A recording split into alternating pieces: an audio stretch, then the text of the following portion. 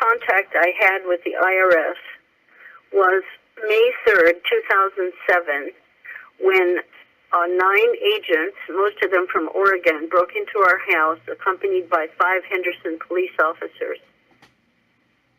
During the raid, the lead case agent gave me a copy of a warrant. I faxed the warrant to our law firm that works with us, and they checked with the court and came back and said that the warrant was not valid for the following reasons. It was not signed by a magistrate judge. It had an invalid case number, which was never filed with the state of Nevada in the federal district court. It had a signature of a person named C. DePino as a secretary, but C. DePino was not an employee of the court and had not been an employee of the court. There was a blank where it's supposed to indicate the return of the materials. And just as a hint, the warrant was issued at 5:15 and 5/2/07. The raid occurred at 7:35 a.m. on 5/03/07. So there was insufficient time for the police department to check. The police department had been informed that I was a repetitive offender and had been arrested over 15 times. In reality, I have never been arrested at all. They also were told that I had a cache of weapons. I have no weapons. We've never owned a gun. We have nothing in the house. And the police went through the house pretty thoroughly. There was a lot of them. And they found that there was no weapons. And when they went back to the police station, they found I had no criminal record. So my son and I went there the next day, and we spoke to the assistant police chief and the person that was manning the reception area, who was one of the policemen that had come out there to our home. And we were assured that there was nothing, there was no record of this warrant, and that the break-in was not legal. So they referred us to the FBI, and we went to the FBI and filed a complaint. The point is that from the beginning of this case, as is stated in the Supreme Court appeal, petition for rehearing, there is no basis to even start the case because the warrant was illegal. All those men that came in from the IRS stayed over 7 hours and removed 38 boxes of our personal and business materials. Some of the personal materials were heirlooms that had a fairly high street value. The only thing that came back was a very small box during the trial containing my daughter's obituary and cards from friends and family, and her medical records. It was probably a 9 by 12 box, about 2 inches high. All of the rest of the items taken were never returned. So the point is that they came in without a warrant. I confronted the lead case agent about this fact, and he immediately switched his story. He said, "Oh no, you're a paper terrorist, and we don't need a warrant." And I told him, the IRS is an administrative agency. They do not investigate terrorism. They're not an enforcement agency. And the next month in Oregon, the state Supreme Court ruled that way, that the IRS cannot use the Patriot Act to break into homes because they are not an enforcement agency. So that happened in the beginning. Then the next significant event was that I was not given a statement of probable cause. I was handed a piece of paper with the word sealed on it, about 1.25 inches high in black print. So my statement of probable cause was sealed, and therefore I didn't have a probable cause hearing.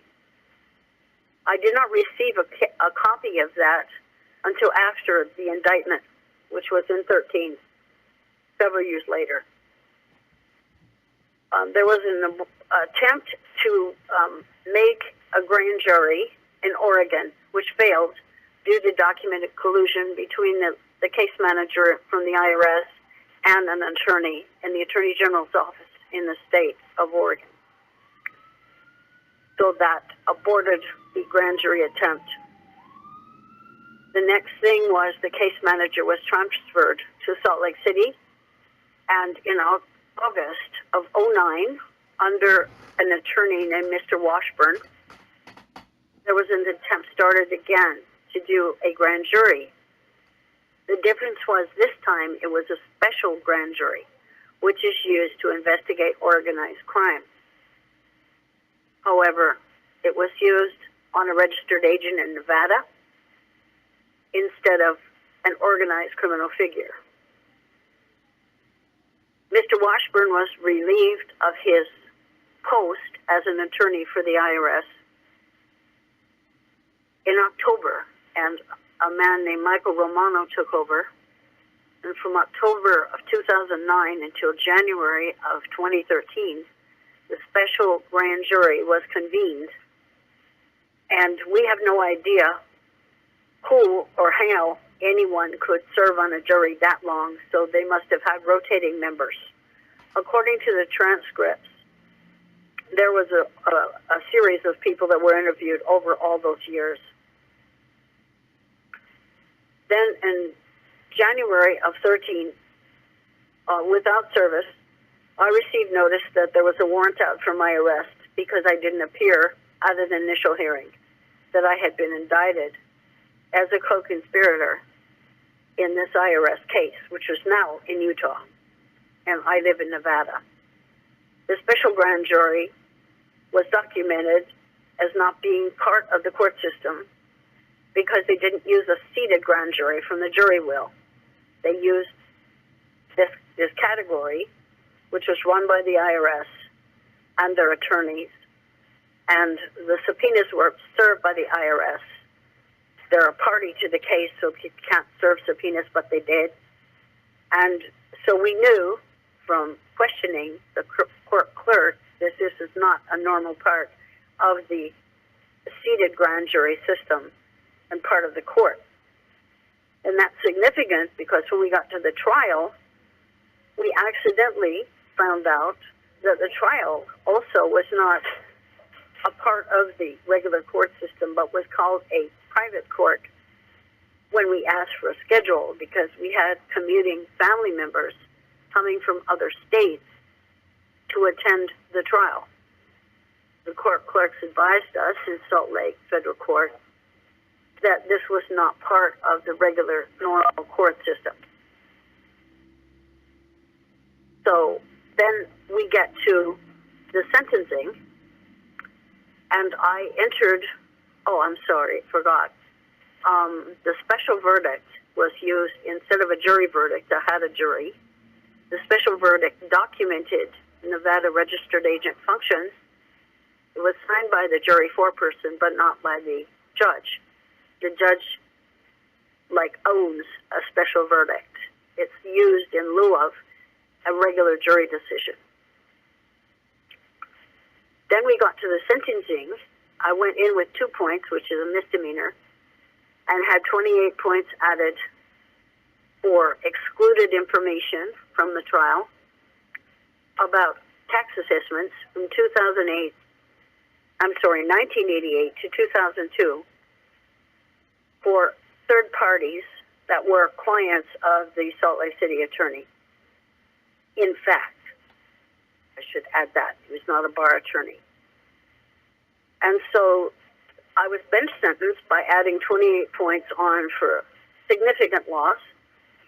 Based on this conversation, the judge asked the IRS attorney, I need a felony here, how much is a minimum for a felony? And the answer was $2.5 million, Your Honor, and I absorbed the $2.5 million, which which eventually got tied to the tax assessments, which is the only item that had any kind of numerical value.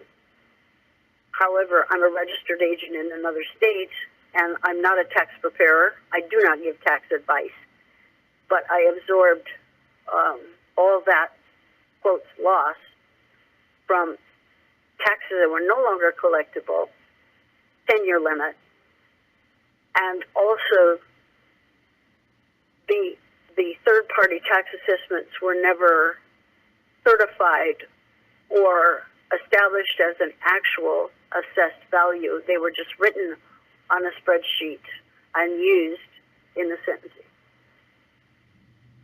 Then the appeal happened at the 10th Circuit Court, of which the oral state there was no nexus between the defendant, myself, and the tax assessments.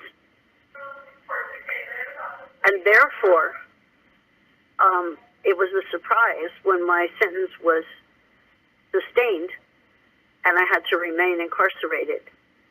And the explanation was that now, because the IRS had pulled back from the loss at the appeal level at the 10th Circuit Court, it was with intent. And it was one of those things where, well, we think this is what she intended, or we think this is what she thought.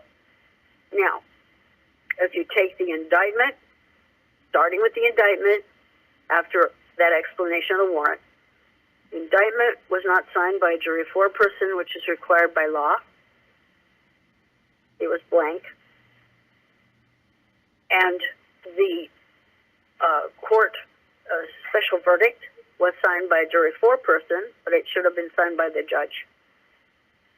And I never received a copy of a signed sentence.